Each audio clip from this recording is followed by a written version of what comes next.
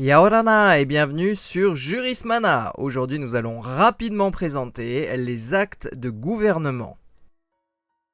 Un acte de gouvernement est un acte de l'exécutif soustrait à toute action en justice. Il tire son origine de la Révolution et se consolide par la Constitution du 22 Frimaire en 8 et le décret du 22 juillet 1806.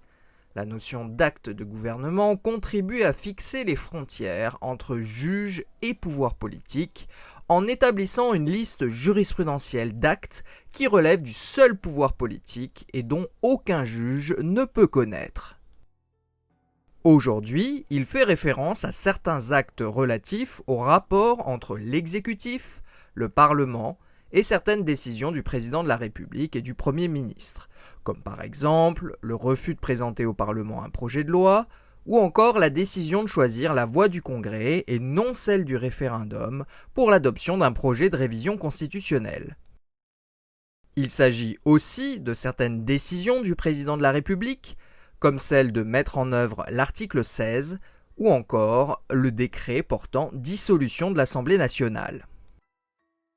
On peut aussi citer certains aspects relevant des relations internationales de la France, comme la décision de reprise des essais nucléaires, ou les actes relatifs à l'élaboration, la signature ou la ratification des traités. Si le principe est l'immunité juridictionnelle des actes de gouvernement, le juge se déclarant ainsi incompétent, l'évolution a démontré que le champ d'action des actes de gouvernement se réduisait, notamment en matière de droit international. Ainsi, le juge administratif peut aujourd'hui accepter de connaître des mesures qui ont un caractère international, mais qu'il considère comme détachables de la conduite des relations diplomatiques ou des conventions internationales.